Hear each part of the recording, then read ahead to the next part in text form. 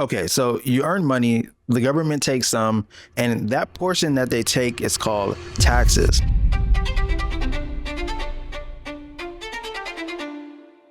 What you pay in taxes is actually based on something called tax brackets. Now, here's what makes this interesting, because every working American, all 160 million of us who filed taxes last year, goes through the same exact system. And it's called a progressive system. Progressive just means that the more you make, the higher your tax rate. And it's actually quite genius. You see, the government doesn't take one flat percentage of your income. Instead, they divide your money into 7 different chunks, 7 brackets, right? And each chunk gets taxed at a different rate. Think of it like filling up buckets of water. The first bucket fills up at 10%. Once that's full, you move up to the next bucket at 12%, then 22%, then higher and higher as you go up. Now, the critical thing to understand here is that only the money in each bracket gets taxed at that bracket's rate. And this is how progressive taxation works. And once you see it with real numbers, everything about taxes starts to make sense. So imagine the government has 7 buckets in front of them. Stay with me, right? This is where it gets good. Bucket 1, the first $12,400 you make, they take 10%. That's it. That's $1,240 in taxes. Bucket 2, the next chunk, from $12,401 to $50,400, they take 12%. Not on everything, just on that middle part there. Now, bucket 3, from $50,400, $1,000 to $105,700, now it's 22% tax. And it keeps going up from there, 24%, 32%, 35%.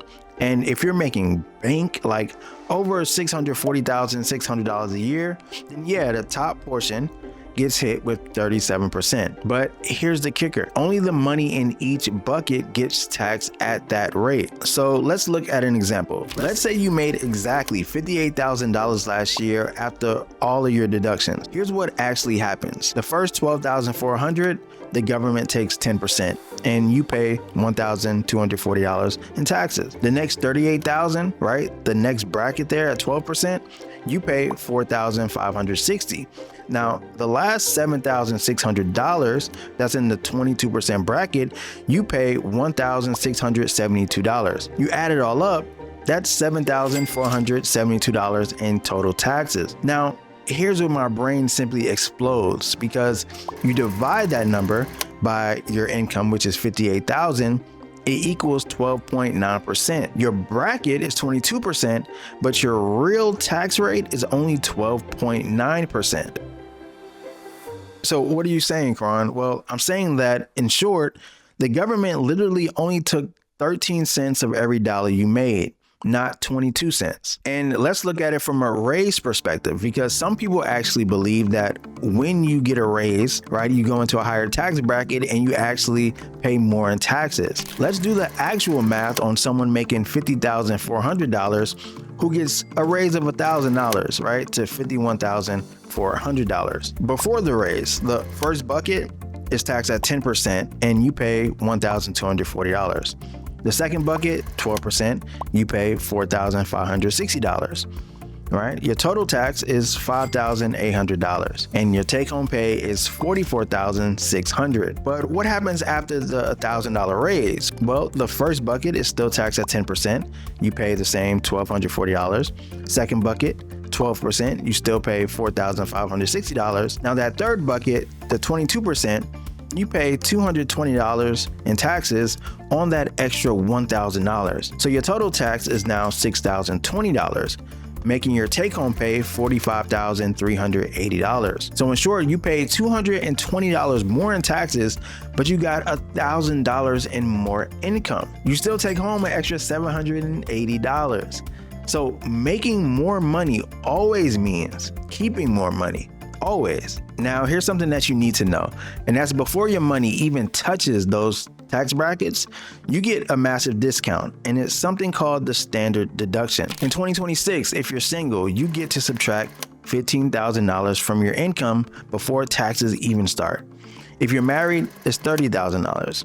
So if you made $50,000, your taxable income is actually only $35,000. And that's what goes into those brackets. And if we consider retirement accounts, well, every dollar you put into a 401k or IRA also comes off the top before taxes, which means if you're in the 22% tax bracket and you contribute $1,000, you save $220 in taxes instantly. This is literally free money from understanding math.